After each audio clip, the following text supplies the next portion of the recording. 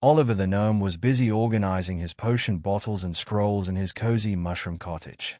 The morning sunlight danced through the leafy canopy above, casting shimmering patterns across his wooden floors. Suddenly, a rhythmic tapping at his window startled him.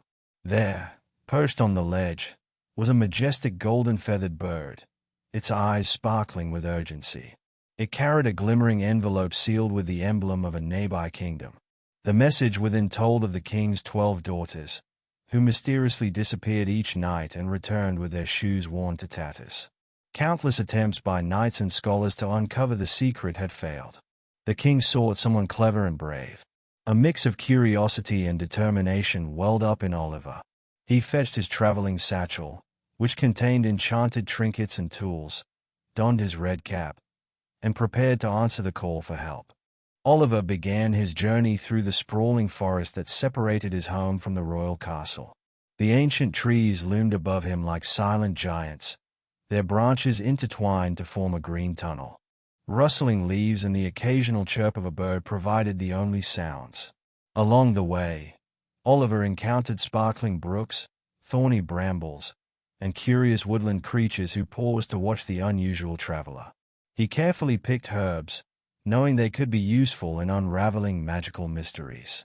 By the time he emerged from the forest, the sun hung low, casting long shadows across the castle's towering spires in the distance. After reaching the castle gates, Oliver marveled at the grandeur before him. Tall stone walls rose high into the sky, and massive iron gates were guarded by armored sentinels. They opened with a groan, allowing Oliver to step into the sprawling courtyard. Flowering gardens lined the pathways, and fountains sprayed crystal-clear water into the air. Servants guided him through richly decorated halls, their walls adorned with gold-framed paintings and glimmering chandeliers.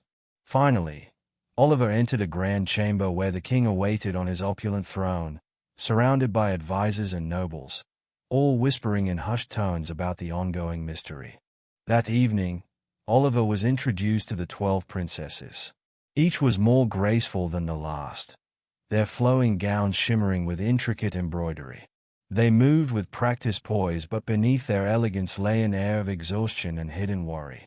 As nightfall approached, the princesses appeared anxious, exchanging glances that spoke of a shared secret. Oliver observed closely, noting the worn state of their dancing slippers and the faint sparkle of magic around them. Determined to understand, he prepared to investigate their nightly journeys. As night descended, Oliver made his way to a hidden alcove in the princess's chambers. He concealed himself with a cloak of invisibility, an artifact from his enchanted collection. The air grew thick with anticipation as the moon rose high. The princesses gathered, lighting candles and whispering incantations.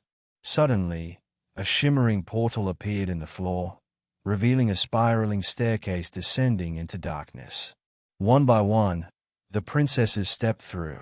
Oliver followed, his heart pounding with the thrill of discovery.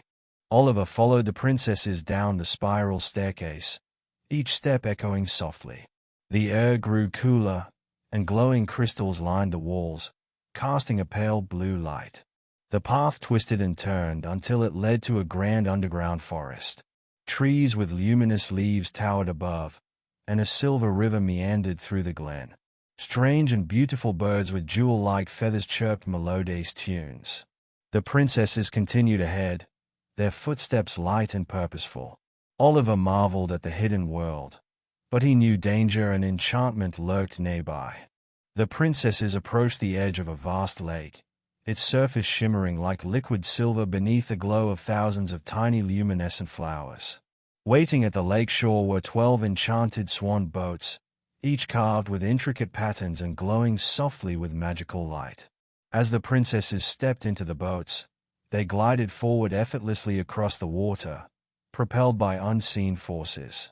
Oliver climbed stealthily into the last boat, his breath held as the vessel moved. The air was filled with the soft hum of magic, and ripples danced hypnotically on the water's surface. In the distance, an island with glittering towers and music drifting through the air awaited.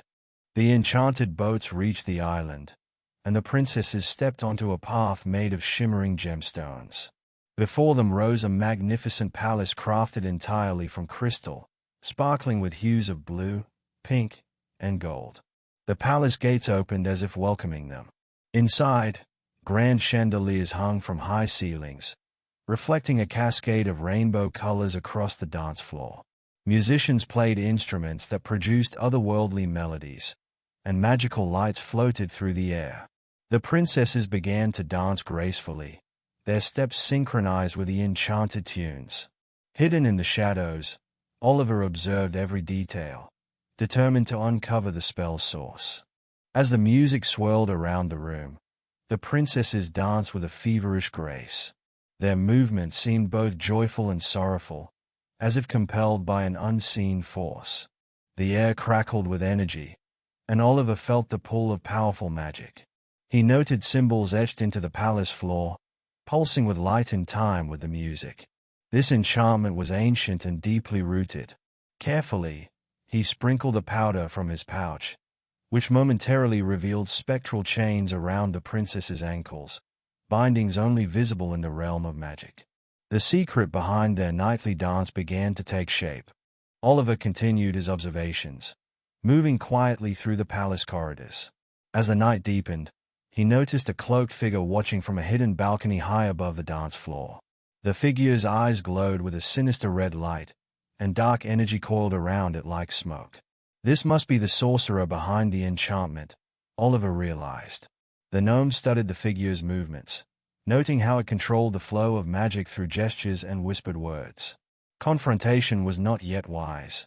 Oliver needed to understand more about the sorcerer's power and motives.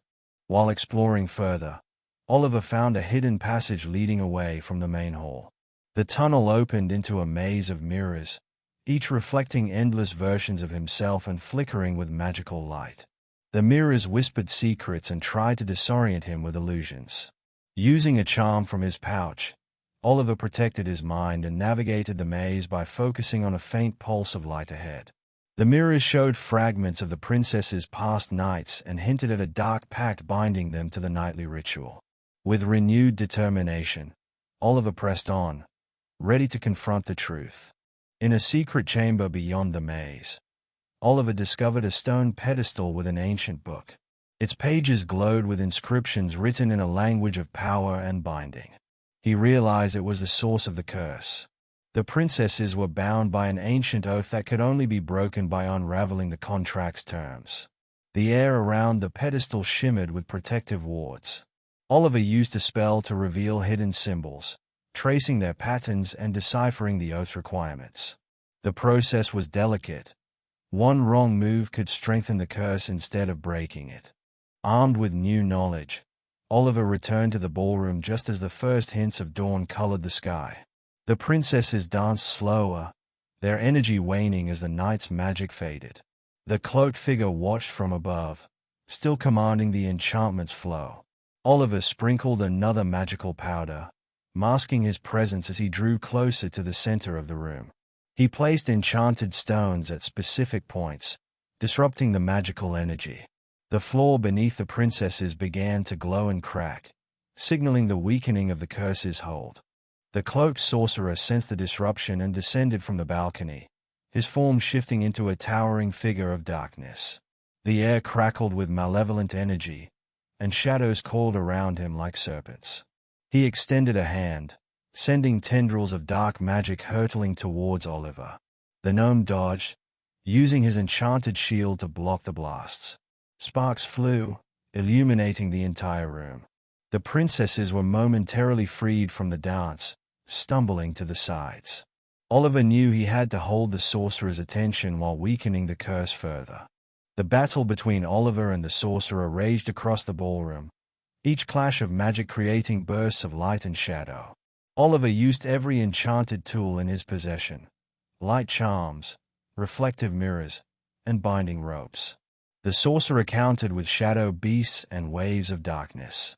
Their powers collided, sending shockwaves that shattered parts of the Crystal Palace.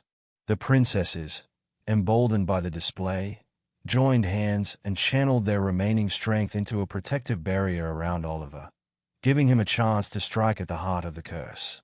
Oliver spotted the source of the curse, a dark crystal embedded within the sorcerer's chest, pulsating with malevolent light. This crystal held the key to the princess's freedom. As the battle raged, Oliver focused his energy on a powerful spell he had been saving, drawing upon every bit of magical strength he possessed. With the princess's barrier protecting him, he unleashed the spell, a beam of pure, golden light aimed at the dark crystal. The sorcerer roared in defiance, channeling all his dark power to resist. The air crackled and surged, creating a maelstrom of light and shadow. With a final surge of power, Oliver's golden beam pierced the dark crystal. Cracks spiderwebbed across its surface, emitting a high-pitched wail as the dark energy was released. The sorcerer let out a final, anguished scream before disintegrating into a cloud of shadow and sparks. The crystal shattered into a million pieces, releasing a wave of light that washed over the ballroom. The magical chains binding the princesses disintegrated, and the oppressive atmosphere lifted. For the first time in countless nights, the princesses stood free, their eyes shining with relief and joy. As dawn broke, the first rays of sunlight streamed through the shattered palace walls, casting a warm glow over the scene. The crystal palace itself began to fade, its magic unraveling now that the curse was broken. The princesses embraced, tears of relief streaming down their faces. Oliver, weary but triumphant, stood among the crumbling walls, watching as the enchanted world around him slowly dissolved into shimmering light. Nature reclaimed the island, and flowers bloomed in place of fading crystal structures. Birds sang, heralding a new beginning for all. The princesses gathered around Oliver, expressing their deep gratitude. Though their curse was broken, they knew they had to return home and rebuild their lives.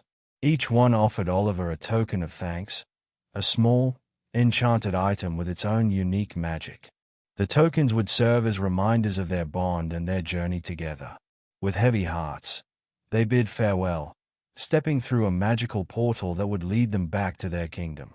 Oliver watched them disappear, feeling both proud of his role and humbled by the bond they had forged. Oliver stepped away from the fading magical island, his pouch now filled with enchanted tokens and his heart brimming with memories. He boarded the swan boat that had brought him here, and it gently glided back across the enchanted lake. As he reached the forest shore, the sun was fully risen, painting the sky in brilliant shades of pink and gold. Oliver knew that more adventures awaited him, but for now, he was content. With a deep breath, he made his way home through the whispering woods, ready to rest and prepare for whatever new challenges lay ahead.